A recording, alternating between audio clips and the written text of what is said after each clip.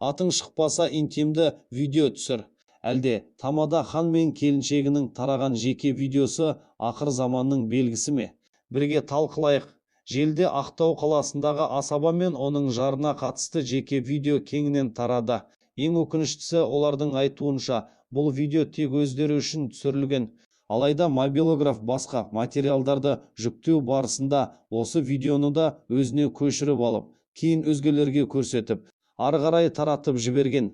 Жарының айтуынша, мен жолдасым үшін әр қырымнан қызықты болғым келді. Түрлі рөлде, өмірдің әр аспектісінде ерекше әйел болғым келді. Біз бұл видеоны тек өзіміз үшін түсірдік дейді.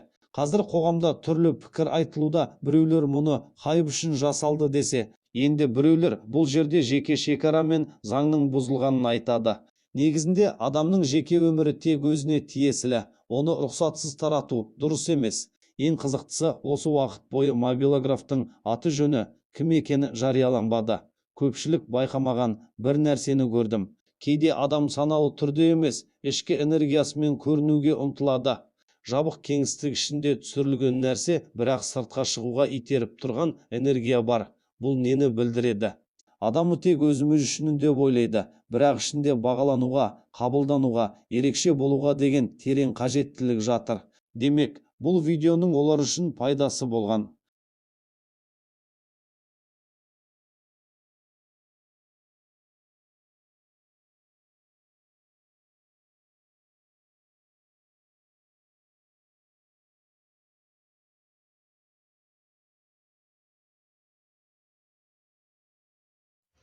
Ассалаумағалейкум, қалайсыңдар, амансыңдар ма? Анау аккаунтым блокқа кетіп, мынау аккаунттан бірақ шыққансың ғой. Қалайсыңдар, тіркеліп кетеміз осы аккаунтқа. Хан не болды, бүкіл аккаунттың бәрін блокқа жіберіп 11 миллион. На самом деле өзін сыйлайтын әйел болсын, еркек болсын, белден төмен нәрселерін, жеке нәрселерін даже соткаға да түсірмес еді. Мысалы, енді білмеймін, бұндай ұрпақтан садаға кеткір деп айтам мен, бар ғош. Құрып кетсін андай, бар ғош. Мынандай қызың болғанша, мынандай балағың болғанша өлі қалған артық. Білмеймін, дос балалары не ойлап жатыр екен қазір. Олардың достары көрмей ме?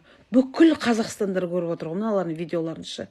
Бүкіл Қазақстанға тарап кеткен. Бүкіл Қазақстан емес, басқа елге де тарап кеткен ғой мына видеолары. Енді кеп эфирге жылап от, қай беттерімен жылайсыңдар? Мен мынандай видеодан кейін қалай эфирге шығасыңдар, мен соны түсінбеймін. Айналайын қара жердің тесігіне неғып кіріп кетпейсіңдер. Яттан. Құрып кетсін, вообще жеркенішті, ужас. Мен көргім де келмейді. Айтыр, скриншоттар жіберіп жатыр ғой елдің бәрі. Комментарияда болсын. Құрсын, балаларына обал, әке шешесіне обал. Бұндай балаң болғанша болмай-ақ қойған артық, бұндай қызың болғанша болмай-ақ қойған артық, айналайын. Бала берсең сана бер, бермесең ала бер, мыналар санасыздар. Мынандай блогер қыз болғанша, мынандай блогер тамада еркек болғанша өлгенің артық, айналайын. Белден төмен нәрселерін видеоға түсіріп, оны таратып. Или сіздерде или бұларда атың шықса жер өрте деген хайп па, білмеймін, түсінбеймін.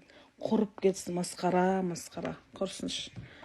Ойбай, ұрпағымыз аман болсын, ұрпағымыз инабатты, ибалы, тәртіпті, тәрбиелі болсын, айналайын, мынандайлардан Құдай сақтасын. Анасының айтуы бойынша, олар 8 миллион ақша сұрап отыр екен. Мобилографтың анасы, баласы кінәлемесін алдыға тартуда. 8 миллион теңге ақшам жоқ дейді, үйді сатып бермесем деп тұр, бірақ 6 баласы бар екен.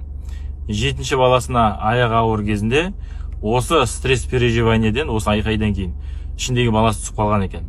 Енді кешегіде бір видео тарап жатыр, мобилограф анасымен бірге барып бір қағазға қол қойып жатқан, бір органға барып. Сол кезде қарсы болған, неге сыртымнан түсірмеңдер деп, әлі дәлелденбеген нәрсе. Бірақ оған қарамастан видеоға түсіріп, әлеуметтік желіге уже мобилограф кінәсін мойындап жатыр деген таратып жіберген екен. Соғанда анасы қынжылып жатыр. Сот әділетсіз болады деген қорқынышы бар. Мобилографтың анасының сондай қорқынышы бар, үлкен қорқынышы бар. Бала нақақ күйіп жатыр деп жатыр. Бала, мобилограф бала, бар жоғы 10 күн жұмыс істеген. Ол кісіде Ханда басқа да мобилографтар бар дейді. Оны әдейі шақырып алып, сондай жала жабу үшін 10 күн істетіп, соған жала жауып тұрған сияқты деген күдігі бар. хан тамадыны айтпаған тек алпамыс екеуміз қалды ғой, ә? Блогерлердің арасында деп қойыншы. Білән, бүкіл Қазақстан айтты, мен айтпасым ішіме симай баратыр шеше. Енді видеосын көрдік енді. 3 күн іздеп, ұйықтамай, күн-түн уайымдап, бұл не видео болды екен десем, зор видео шыққан екен, маладес. Енді айтайын мен. Ол видеоны ешкім шаққа салып жіберген жоқ, сол ханның өзі ол салып жіберген. Ешқандай мобилограф, мына өтірік әңгіме ағайын. Егер де шын мәнінде мобилограф салатын болса, давай көрейік, дәлелдесінші. Өткіруге ілмей қойсын. Сот бар, заң бар шеше. Егер де мобилограф істейтін болса, жала жауып тұрма, сонда давай ақ-қарасын шешіп ал, хан. Егер де сен салсаң, онда сенің жазаңды берейік. Ол болмайды ол. Әр нәрсені салып жіберіп, ағайындар, көмектесіңдер деп кешірім сұраңдар бірінші кешірім сұраңдар. Осындай видео шығып кетті депші. Бүкіл Қазақстан көріп болды, сөйтсем Россиядан да жіберіп жатыр ғой. Россияға кетіп қопсыңдар ғой сендер. Табайық. Ақыры резонанс болды, бүкіл Қазақстан көрді. Көрейік, хан өзі тастады ма, шығарып жіберді ма, әлде мобилографы ма, екеуінің біреуі жазасын алсын.